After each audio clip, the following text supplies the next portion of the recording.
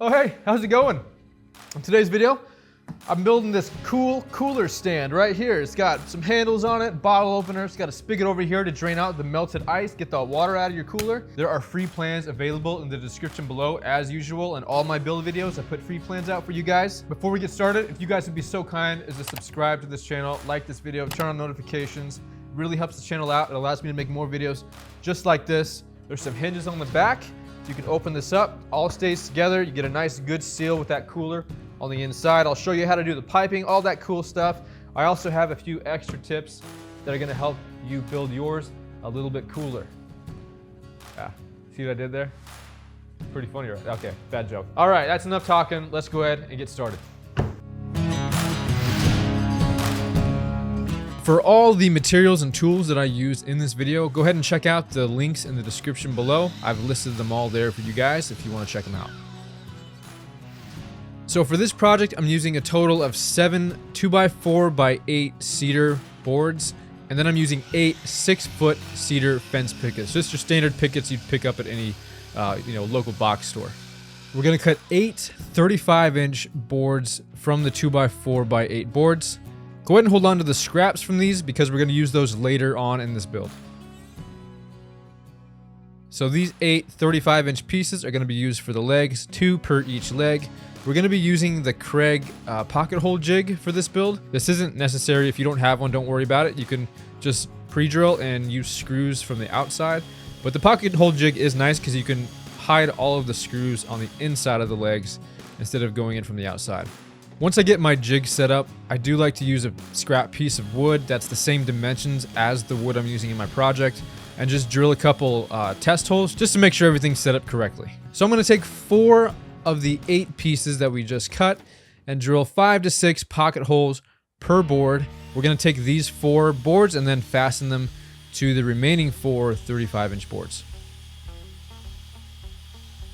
Once I get all of my pocket holes drilled, I'm going to do a quick dry fit just to make sure everything lines up right. I'm also going to choose the sides of the boards that look the nicest to face out from this cooler stand. Once I got all that set up, I'm going to take some glue, apply it to the whole length of the board. And I also like to use clamps whenever I'm using pocket holes. It's really hard to keep the boards from moving on you when you're screwing in those 2.5-inch screws. So clamping it down nice and tight before you screw it together is very helpful and keeps those sides and edges nice and flush and lined up. I'm using Craig brand outdoor screws for this. You don't have to do that if you don't have any. 2.5-inch exterior screws of any kind are going to work just fine. So for the cooler, I'm using an Igloo 48 quart cooler I got for 20 or 25 bucks at Walmart. If I was building this for somebody else, I'd probably go with something a little bit higher quality. But I knew this is just going to be used in the backyard around the house for me, so this cooler is going to be just fine for what I was needing it for. I was hoping to find a cooler at this price that already had a drain plug in it, but I couldn't find one at the time, so I will show you how I drilled a hole into this and sealed it later in the video so that it didn't have any leaks. So as you just saw, I cut off the handles. We're not going to be needing those since this is going to be sitting inside of a cooler stand. Now I'm just taking some scrap boards on the outside to get an accurate measurement for the frame of the box. This is going to vary depending on the cooler and the size that you have. I do have all the measurements that I used in the free plans in the description, but definitely measure your cooler and get the precise measurements so that everything fits up nice and tight. Once I got the frame cut to size, I'm gonna take my pocket hole jig again and drill 2 holes per side on these short boards. After that, we're gonna take some glue, use those 2.5-inch exterior wood screws, and get everything fastened together. Again, I highly recommend using clamps when using these pocket hole screws. It really makes everything a lot easier to get it all lined up. And once I get the frame done, I'm going to take the legs that I just assembled and I'm going to pre-drill from the inside out 2 holes on each side, and then I'm going to use 2.5-inch deck screws. This is going to make sure that all the legs are nice and secure and you have a nice strong foundation. I also make sure I use plenty of wood glue on this step. I swapped out my bit to a counterset bit. I found that this helps reduce the risk of splitting the wood if you accidentally drive that screw in a little bit too far. It also just keeps everything a little bit smoother and neater looking. So we're going to do this exact same thing for all 4 legs, and at the end we'll stand it up and it should look something like this. Also, take note on how the legs are oriented. You want it so that the face of the board is facing front to back. You don't want to put it so that it's on the side. Before I move on to the next step of making the support frame for the cooler, I want to add the top trim to this cooler stand first. This is going to make sure the cooler is seated correctly and I can get the appropriate measurement for that bottom support. So I'm going to take a 6-foot cedar fence picket and rip it down right at 3.5 inches. And I'm going to add an inch to this measurement because I want the trim to stick out a 1/2 inch on each side. And I'll repeat this for all 4 trim pieces on the top. You are going to rip one more cedar fence picket at 3.5 inches so that you can cut the trim pieces for the short side as well. Once I get everything cut and lined up, I'm going to take some Titebond 3 wood glue, put it around all 4 sides, and then use 1-inch 18-gauge brad nails to get everything fastened down and secured.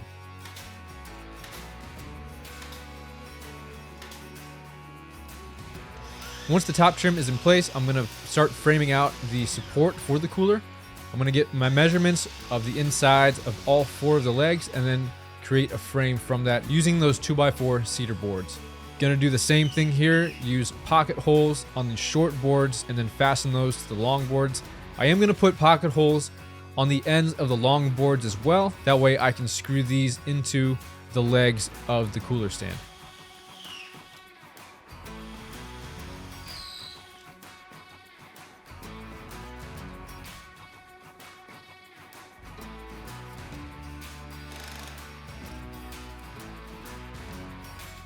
Once you get all those 2.5-inch screws put in and everything fastened together, it should look something like this.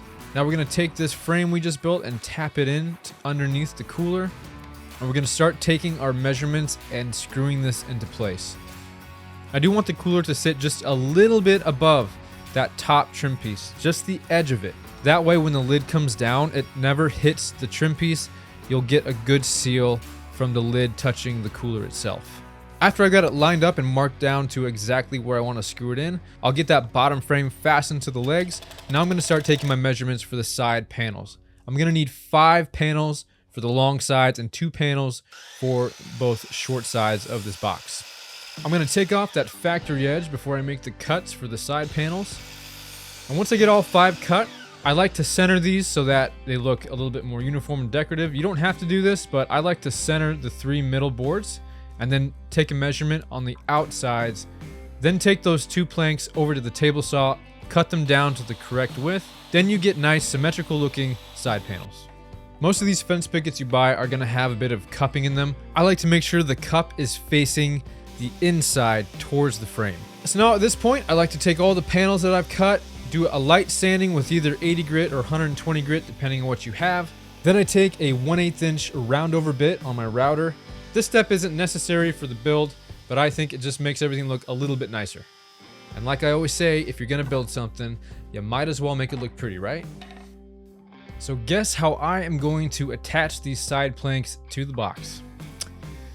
Yes, you guessed it. We're gonna use some good old wood glue and some 1-inch 18-gauge brad nails and put these guys right down where they belong. If you do have a few gaps, don't worry about it.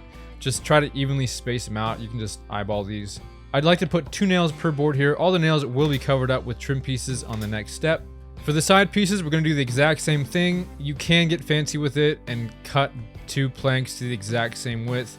I wasn't going to worry about it. So I put one in, took a measurement for the other one, ripped it down on the table saw, sanded it, routed it just like I did the other panels, used glue and nails, and put everything in place. You're going to do this for all 4 sides of the box. Once those are done, we're going to go move on to the trim pieces that go along these sides. You're going to take those 2 scrap pieces from the other ripped fence pickets, measure the inside of the sides. Measure the insides of the sides. Yeah, that's right.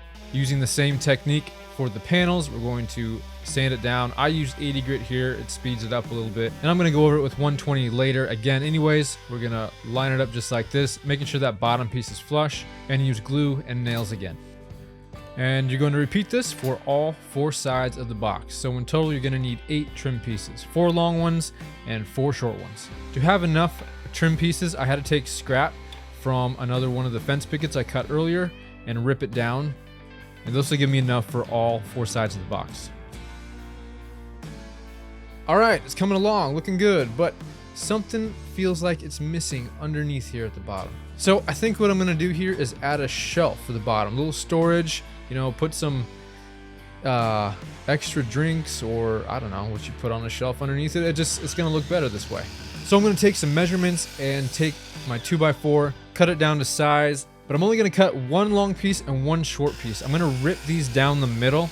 That way I can save some wood. That also will make this a little bit lighter. I'm not planning on putting anything heavy on the bottom, so it'll be plenty strong. Now, a trick I learned, maybe you already know about it, but if you don't, this is gonna be super helpful. It was super helpful to me.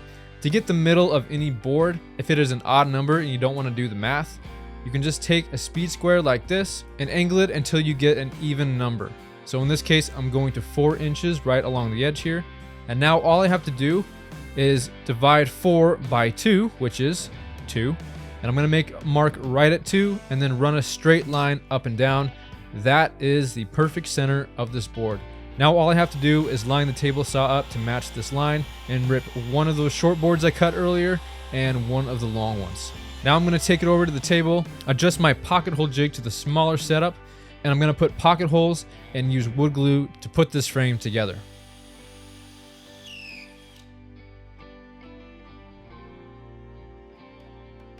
I always like to err on the side of making things a little too snug versus a little too loose. So you might have to break out the rubber mallet and just tap it in to where you want it. I'm going to put this 6 inches up from the ground. Once I get that measurement, I'll take my clamp it underneath it to hold it in place.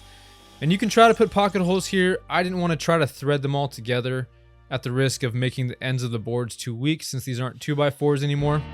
So I just pre-drilled at an angle. You do want to try to miss the screws here. I hit a couple screws, but these holes are going to be hidden underneath the planks anyway, so I wasn't too worried about it. Once I got my holes at an angle drilled, I just put 2.5-inch deck screws through each of the 4 legs. Next, it was time to take the measurement for the bottom planks. I took another cedar fence picket and cut them all down to size. There was a gap left over, so instead of messing with getting the right measurements and ripping different ones down to size or doing a whole bunch of unnecessary cutting, I just evenly spaced these apart to account for that gap. Lucky for me, this 1/4-inch piece of scrap I had laying around from my last flower box build worked perfectly as a spacer to account for that gap.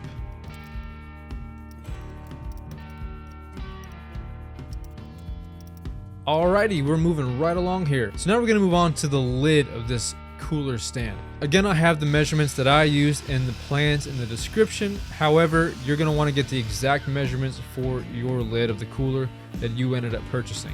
So we're gonna get the measurements, cut one long piece and one short piece out of a 2x4, and then I'm gonna rip it 1/8 of an inch thicker than the lid. I want it to be slightly thicker than the lid. That way, when I get everything fastened together, the panels on the top don't have any issue sitting down all the way to the frame piece. I don't want it running into the lid.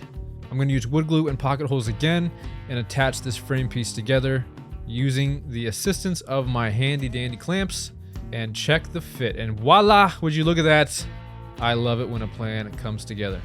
So now we're going to pre-drill 2 holes on both sides. You can add more screws if you want. 4 I thought was plenty for this. And then I'm just going to use 2.5-inch, you can get away with 2-inch, but I only had 2.5-inch deck screws here. And I'll show a close up here, but it is important. I did want the lid to be a hair above this frame piece. That way I get a good seal from the lid in the cooler.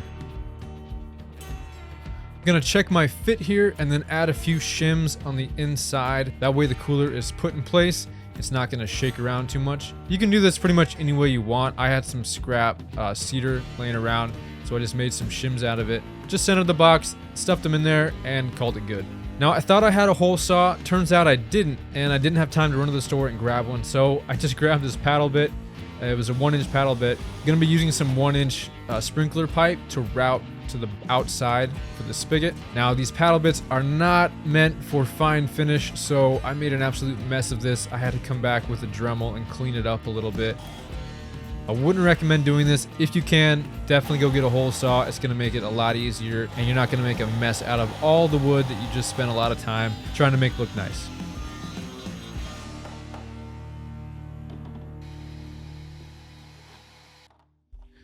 Now I'm going to wrap the thread of this sprinkler pipe that we routed to the outside with some plumber's tape. Just going to make sure it doesn't leak at all. Add a 1-inch PVC adapter, and then add some of this flex shot silicone sealant. Gonna make sure there's plenty on here and it's all the way around the pipe. And I'm gonna push that connector up against the cooler side. I had some excess pipe sticking out on the outside, so I cut this little trim piece, put a hole in the middle of it, making a mess of it with the paddle bit again, threw on some more of that plumber's tape, and then threaded on the spigot. Now moving on to the top panels, I'm just gonna measure that top lid, cut 3 panels, and do the exact same thing I did for the side panels. Gonna do a light sanding, pull out the router with the 1/8 inch round over bit, and then use glue and nails to put everything where it should go. We are getting real close to this baby being done. It's looking real good so far. Just a couple more steps. We're gonna head outside, go ahead and take the sander and go over everything with 120 grit sandpaper, the lid included. Once everything is sanded, I'm gonna wipe everything down with a clean rag, getting rid of all that sawdust. Then we're gonna take out some spar urethane. This is just some good all-purpose outdoor sealant. It's great for outdoor furniture, doors, you name it. And do a nice coat on all of the wood. My boss decided to come out and pay me a visit just to check the quality of my work, and she was pretty impressed with it. She said it wasn't too bad, if I remember her words correctly. And that's saying a lot, because she's pretty picky. Now the instructions here on the can say to not put this on in direct sunlight, so of course we're putting it on in direct sunlight. But I didn't feel like breathing this in inside the garage, and I knew it wasn't going to be that big of a deal. It wasn't too hot outside, so here we are outside in the sunshine. Now ideally you'd want to put a good coat on, let it dry for several hours until it's not sticky anymore, then go over it with a high grit sandpaper, 320 to 400, and then go back over it with another coat. You can even do a third coat if you'd like. This is going to give you a really nice finish. It is now time for the final finishing touches. So we're going to take out a couple of these door hinges, measure about 5 to 6 inches from both sides, or depending on the size of your cooler, do whatever looks good. I like to pre-drill. I really don't want any wood splitting at this point, so just take those couple extra steps to ensure that your wood or frame doesn't crack or split. Check to make sure those hinges work flawlessly and you get a nice seal like mine does here. Add some handles. If you want, throw one on bottle opener or any other accessories that you'd like to put on it. And bing, bang, boom, you got yourselves a cool standing cooler. How cool is that? Don't forget to check out those free plans in the description. Like, subscribe, all that good stuff really helps the channel out. Check out the Guardians Guild in the description below. Want to give a shout out to Mr. My Blessed Nest 1722. He was the inspiration for this video, so thank you very much. I thought it turned out great. A lot of you guys are emailing me, sending me pictures of the builds from the free plans, and I absolutely love seeing those, so please keep that up. If you guys build this or any other projects that I've put out with the free plans, please send me pictures, email them to me. Thanks so much for watching, guys, and go build something a little bit cooler than this. Hey, you like that? Funny joke? Bad joke. Okay, thanks for watching, guys. We'll see you later.